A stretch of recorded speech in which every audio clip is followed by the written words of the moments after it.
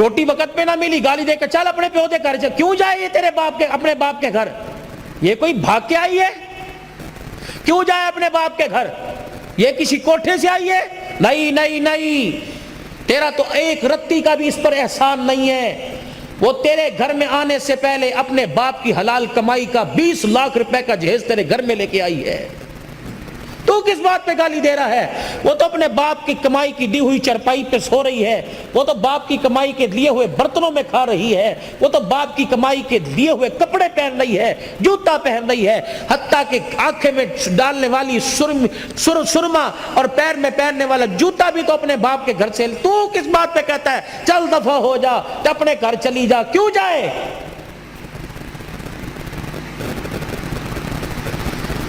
کیوں جائے؟ اگر قرآن کا قانون نہ ہوتا, نبی کی سنت نہ ہوتی, میں دیکھتا تو کسی کی بیٹی کی طرف اشارہ کیسے کرتا؟ یہ تو میرے نبی کا مبارک طریقہ نکاح تھا کہ جس کو زندگی میں کبھی نہیں دیکھا وہ بھی رات کو تیرے بستر پر آ کے بیٹھ گئی. وہ کیوں جائے؟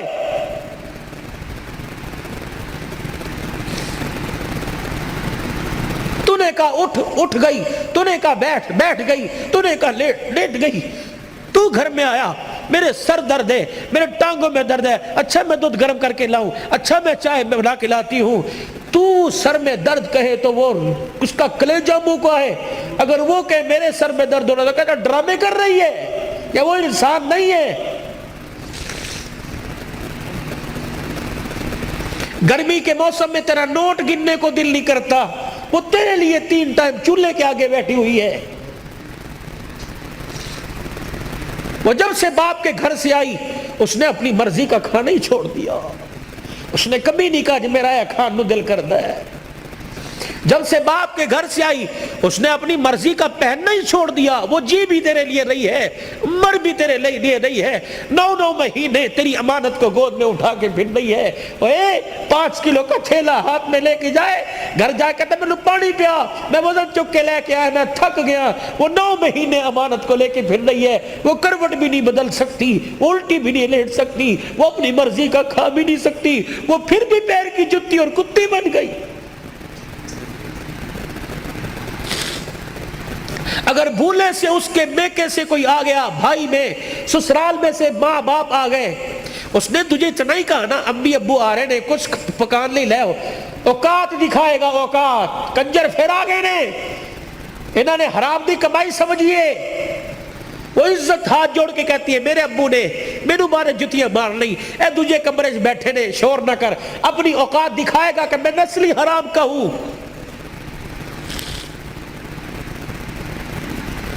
یہ محسن انسانیت کی زندگی ہے.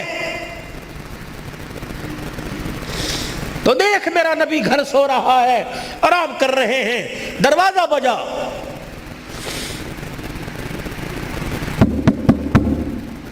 سید عائشہ آنگن میں ہے ویڑے میں. کون؟ عورت کی آواز. دروازہ کھلا, اندر آ گئی بوڑھی عورت, ڈنڈا ہاتھ میں. عائشہ تیرا محمد کہاں ہے صلی اللہ علیہ وسلم؟ پھر کہہ دو صلی اللہ.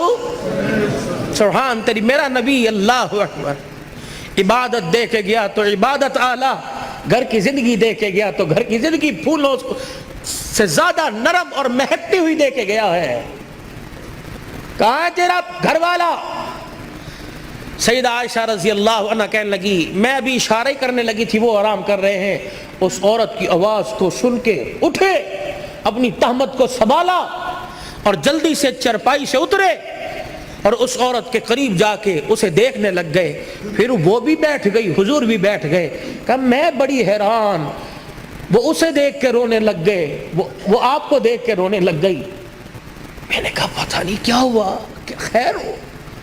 کہ میں نے ذہن پہ بوجھ ڈالا, مجھے رشتہ دار دور پار کی لگی نہیں, نہ میرے خاندان کی نہ حضور کے خاندان کی. میں نے کہا کون ہے؟ اللہ اکبر. عائشہ جلدی کھانا تیار کر, اس کے لیے لاؤ. کبھی میں نے لا کے کھانا رکھا. عائشہ دودھ بھی لے آ. عائشہ تیرے پاس کوئی فالتو کپڑے ہیں وہ بھی دے دے، اگر نہیں ہے تو میری نبوت والی چادر اس کی جھولی میں لا کے ڈال دے۔ عائشہ کوئی پیسے پوچھے ہیں کہ اتاق میں رکھے ہوں تو وہ بھی اس کو دے دے۔ اماں کہنے لگی میں سر پکڑ کے بیٹھ گئی، آج سے پہلے اتنا نوازا کسی کو نہیں۔ پھر وہ سارے کام سے فارغ ہوئی، اٹھی، حضور آگے بڑھے، پردہ ہٹایا، رخصت کیا، جہاں تک وہ جاتی رہی دیکھتے بھی رہے روتے بھی رہے۔ کہ میں جہاں کھڑی تھی میں نے دل میں خیال کیا، میں نے کہا رات کو آئیں گے نا عشاء کے بعد، جب مجھے اپنی چرپائی پہ بٹھائیں گے پھر میں پوچھوں گی یہ کون تھی، ابھی نہیں میں پوچھتی۔ سیدہ عائشہ رضی اللہ تعالی عنہ کہتی ہیں بستر پر آ کر رحمت دو عالم صلی اللہ تعالی علیہ وسلم لیٹ گئے اور آنکھیں مبارک بند کر لی اور اپنی دونوں مبارک کلائیاں اپنے چہرے کی طرف اپنے چہرے پہ رکھ کے کروٹ کے بل لیٹ گئے۔ میں اپنے گھر کے کام کاج میں مصروف ہو گئی، تھوڑی دیر میں مجھے بستر انور سے وجود انور سے رونے کی آواز آئی۔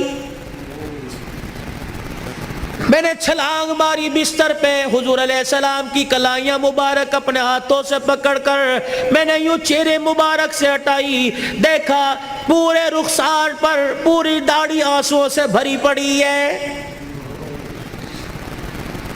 میں نے کہا سونے ماں باپ قربان ہو جائیں، مجھے بتاؤ کس چیز نے رلا دیا، میری خدمت میں کوئی کمی نہیں۔ کہنے لگے میرا ہاتھ پکڑ کر میرا بازو پکڑ کے اٹھے، میری طرف منہ کر کے کہنے لگے اے عائشہ پوچھنا چاہتی تھی اتنے احسانات کیوں کیے، پوچھنا چاہتی تھی یہ عورت کون ہے۔ اے عائشہ یہ میری رشتہ دار نہیں بلکہ میری خدیجہ الکبریٰ کی سہیلی تھی، یہ کوئی میرے ماں کے خاندان کی نہیں، میرے ابے کے خاندان کی نہیں، میری خدیجہ الکبریٰ کی سہیلی تھی۔ کملی والے خدیجہ الکبریٰ کی سہیلی، اتنے لوازمات سے نوازا۔ فرمایا عائشہ تجھے کیا بتلاؤں، میری خدیجہ کی حیاتی میں جب بھی یہ میرے گھر آیا کرتی، جو میں نے اس کو دیا وہی میری خدیجہ الکبریٰ دیا کرتی۔ میں نے خدیجہ الکبریٰ کے لیے اچھی سہیلی کو وہ کچھ دیا جو خدیجہ دے تاکہ قبر کے اندر خدیجہ کی روح ٹھنڈی ہو جائے۔ اور ذات ہے سب کچھ برداشت کرتی ہے لیکن شوکل کی التعریف برداشت نہیں کرتی۔ حضور کی گھر والی ہونے کے ساتھ ساتھ ایک عورت ہے منہ پھیر کے بیٹھ گئی۔